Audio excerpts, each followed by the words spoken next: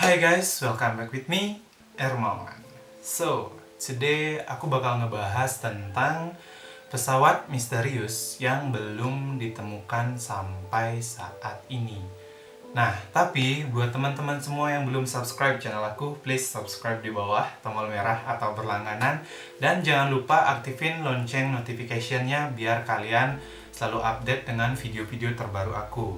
Dan buat teman-teman, kalau kalian suka sama video aku, kalian bisa klik tombol like, dan kalau nggak suka kalian bisa dislike, nggak apa-apa kok.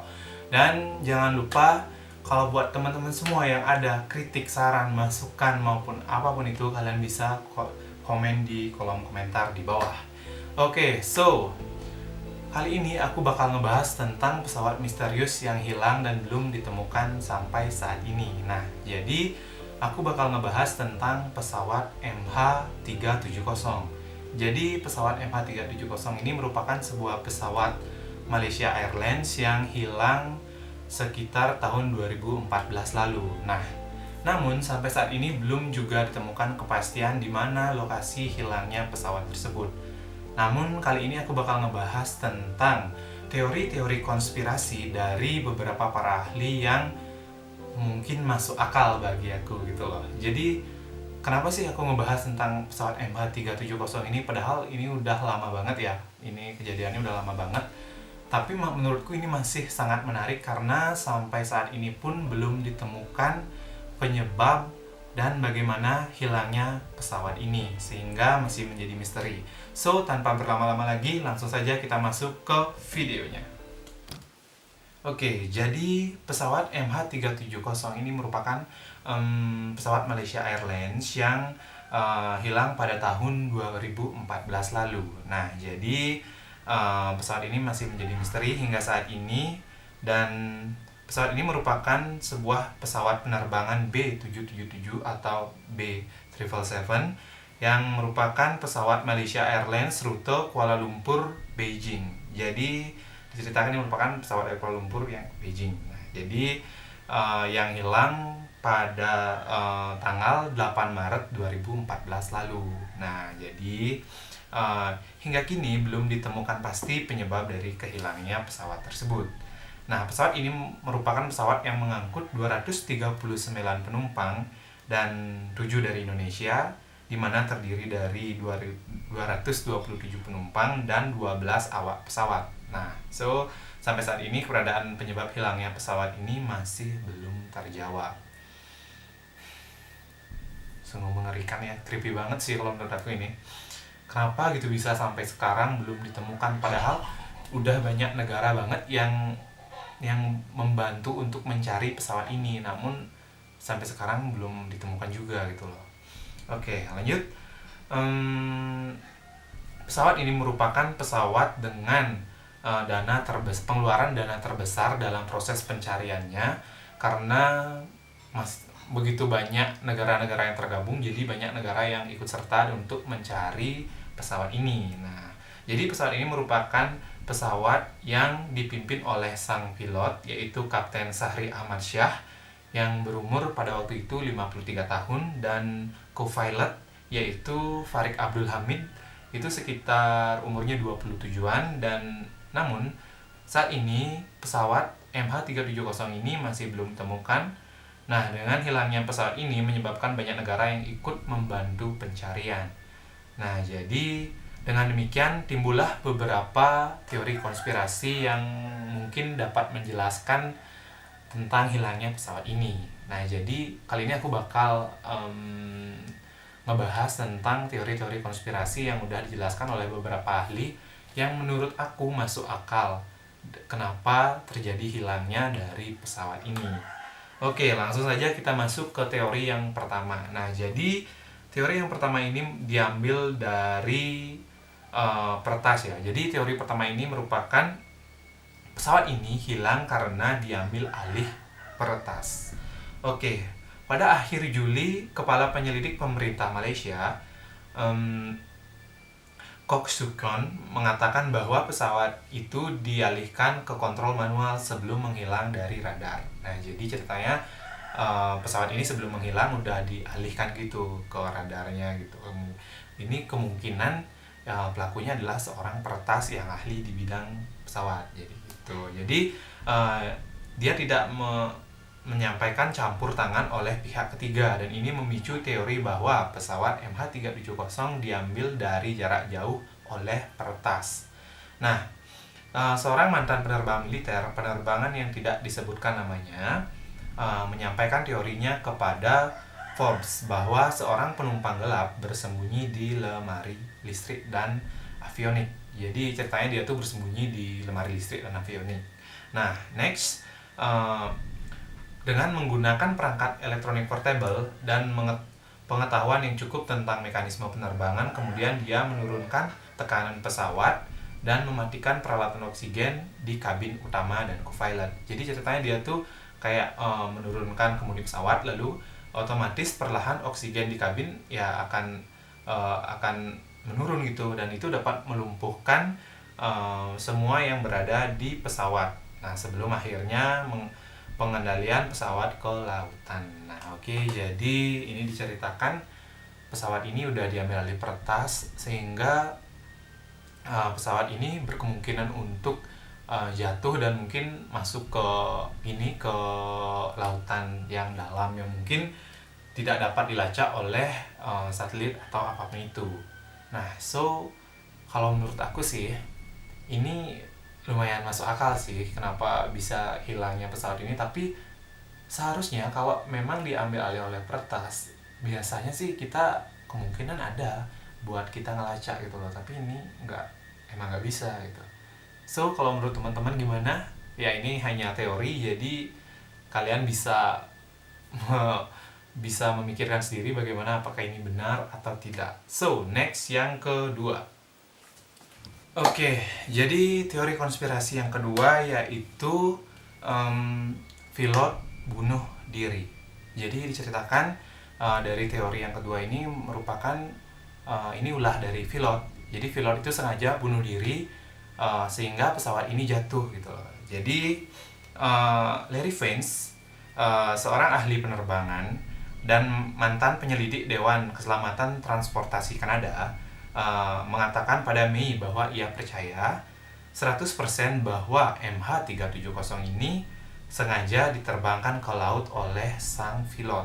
Nah, jadi ceritanya sang pilot ini sengaja untuk menjatuhkan pesawatnya ke dalam bawah laut. Entah dia stres atau gimana ya, I don't know. Oke, lanjut. Investigator yang menyelidiki MH370 adalah bagian dari tim ahli penerbangan internasional yang mengklaim bahwa pilotnya Sari Ahmad Syah yang berusia 53 tahun pada saat itu menurunkan tekanan pesawat dan menyebabkan pingsan semua penumpang yang tidak mengenakan masker oksigen. Jadi dia sengaja gitu menurunkan tekanan pesawat sehingga penumpang-penumpang sana itu kayak kehabisan oksigen gitu. Jadi dia lumpuh secara perlahan. Nah, sehingga dan kemudian menabrakkan pesawat MH370 ini ke dalam lautan. Nah, jadi dia sengaja menabrakkan pesawatnya ke dalam lautan. Nah, pernyataan ini mengiakan spekulasi perdana pada 2016 yang menyebut sangat mungkin bahwa Kapten MH370 ini merencanakan peristiwa mengejutkan ini atau peristiwa bunuh diri ini. Nah, jadi kalau menurut aku mungkin nggak tahu kenapa, kalau kan bisa saja mungkin pilotnya ini mengalami stres atau apakah dia sengaja merencanakan untuk menjatuhkan pesawatnya, atau mungkin ini adalah sebuah rencana dia mungkin bunuh diri dibayar atau apalah yang menyebabkan dia berani mengambil keputusan ini.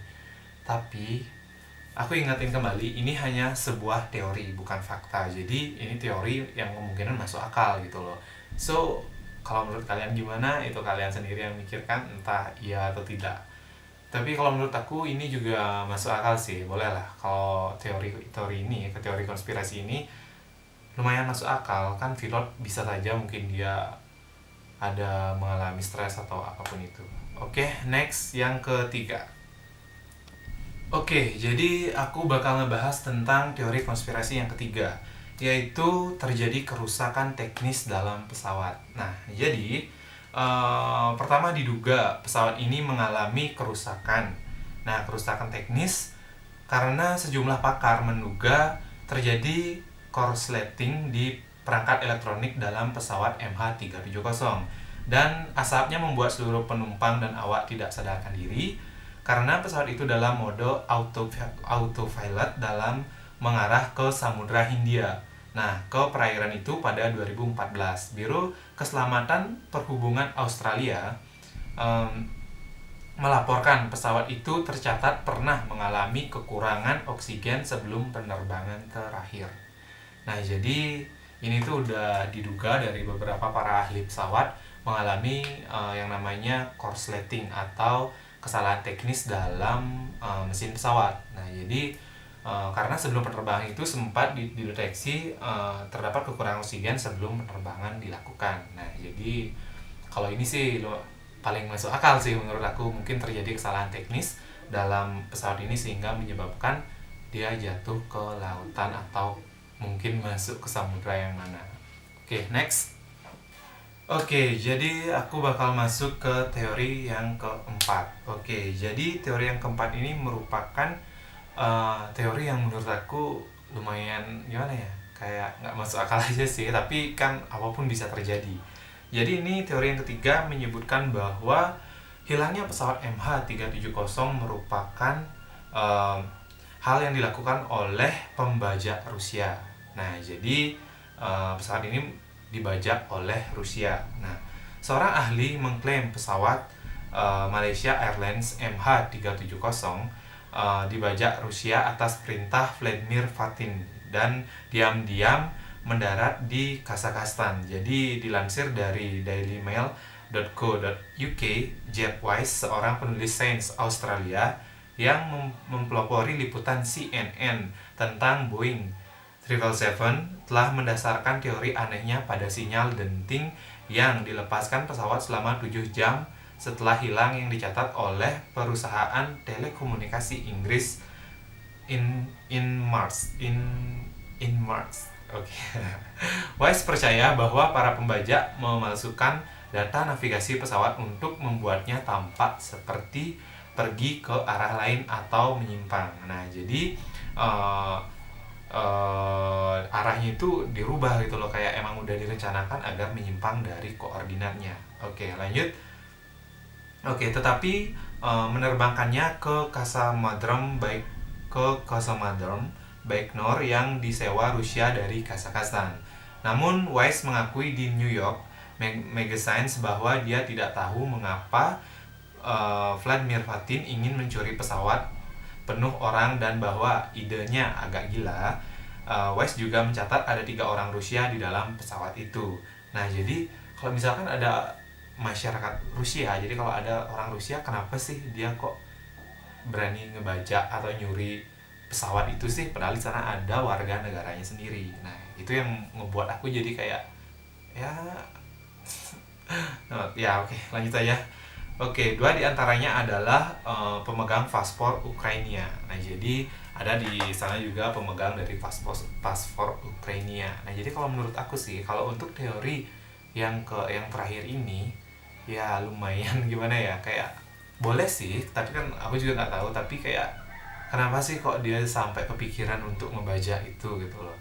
Jadi ini yang namanya teori konspirasi, not fakta. Jadi ini belum terbukti, aku juga nggak berani ngejamin ini benar adanya atau gimana. Tapi ini kembali ke kalian masing-masing. Kalian mau percaya teori yang mana menurut kalian yang paling masuk akal, itu jadiin alasan kenapa MH370 ini bisa hilang sampai saat ini. Oke, kalau basically dari aku, semoga kedepannya nggak terjadi lagi kejadian-kejadian hilang pesawat yang susah ditemukan atau terjadi kecelakaan pesawat. Aku tidak ingin itu. Semoga semuanya selalu berjalan dengan lancar. Oke guys, aku mau ngucapin thank you for watching this video. Jadi aku mau ngucapin banyak-banyak terima kasih buat teman-teman yang udah ngikutin aku sampai detik ini juga, sampai video terakhir ini. Jadi aku mohon bantuan kalian, tetap support aku agar aku bisa mungkin ngasih hiburan-hiburan seterusnya, ngasih informasi-informasi yang lebih bermanfaat seputar dunia ini. Jadi kalau kalian mau aku tetap ngebikin video, jadi tetap support aku karena support dari kalian itu merupakan Woi, nafasku, boy. Nafas itu merupakan sebuah motivasi untuk aku tetap maju lagi. Oke, thank you guys for everything and tunggu di video-video selanjutnya. See you.